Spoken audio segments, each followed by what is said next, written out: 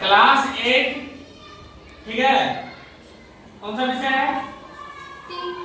Geography, भूगोल है ना। चैप्टर नंबर 3, जिसका नाम क्या है? कृषि यानी एग्रीकल्चर। तो सबसे पहले तो हम एग्रीकल्चर के बारे में पहले जान ले, ठीक है। तो ध्यान दो, इस शब्द की उत्पत्ति लैटिन शब्द एग्री या एग्री जिसका अर्थ होता है क्या? मृदा, और कल्चर का अर्थ जिसका अर्थ होता है कृषि। मतलब दोनों शब्द से मिलकर बना है, एग्री प्लस कल्चर। ध्यान दो, हम फिर दोबारा समझा दिए। एग्री का अर्थ होता है मृदा और कल्चर का अर्थ होता है कृषि। दोनों मिलकर क्या करता है? एग्रीकल्चर का निर्माण करता है, ठीक है ना। अब ध्यान दो, काम करिए आप लोग। ठीक सर, आप लोग अपना काम करिए। कृषि के बारे में जब जानेंगे तो ध्यान दो थोड़ा, यह प्राथमिक गतिविधि है। कौन सा गतिविधि है? प्राथमिक। ध्यान रखना, अर्थव्यवस्था में जो है ना, अर्थव्यवस्था में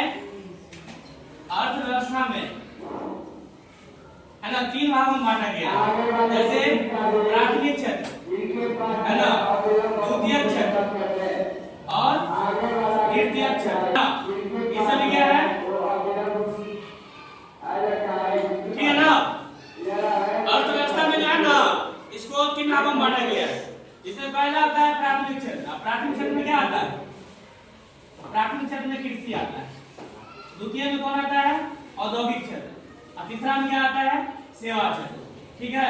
हमको सिर्फ प्राथमिक से भी मतलब है, यानी कृषि क्षेत्र। दिमाग में आया बात?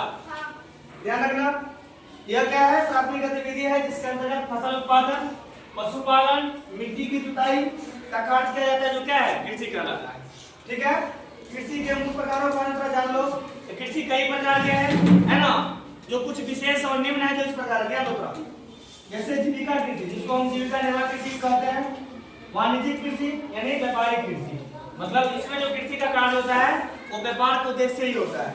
उसके बाद है स्थानांतरित कृषि, गहन कृषि, रोपण कृषि और मिश्रित कृषि, ठीक है। थोड़ा और बात जान लो, गेहूं का सबसे बड़ा उत्पादक राज्य जो है भारत का, कौन सा राज्य है? यूपी। और नीली क्रांति में क्या देखा जाता है? मत्स्य पालन। मतलब क्या? नीली क्रांति का संबंध किससे है? मछली के पालन से है। पीली क्रांति या पीला क्रांति का संबंध तेलन यानी तेलन वाला जो भी पदार्थ है, जैसे राई हो गया, सरसों हो गया, अलसी हो गया, है ना, ये सब इसमें आता है। और श्वेत क्रांति का मतलब है दूध उत्पादन से, मतलब अधिक से अधिक क्या हो? देश में दूध का उत्पादन हो। एक बात और ध्यान रखेंगे, ध्यान दो, भारत का 2/3 भाग यानी 2/3 भाग क्या है? कृषि पर निर्भर है। किस पर निर्भर है? कृषि पर। ध्यान दो, अब भारत को कृषि प्रधान देश इसलिए कहा जाता है क्योंकि 2/3 भाग क्या है? कृषि पर ही निर्भर है, इसलिए भारत को कृषि प्रधान देश कहा जाता है। और हरित क्रांति का जनक एमएस स्वामीनाथन को माना जाता है, जो कि क्या है? कृषि के क्षेत्र में किए गए सबसे बड़ा आंदोलन किए थे इन्होंने। कौन? एमएस स्वामीनाथन, इसलिए इन्हें हरित क्रांति का जनक कहा जाता है, ठीक है ना। हो गया सब क्वेश्चन। और प्राथमिक क्षेत्र को कृषि क्षेत्र में क्या किया गया है? रखा गया है। हो गया ना। चलो ठीक है।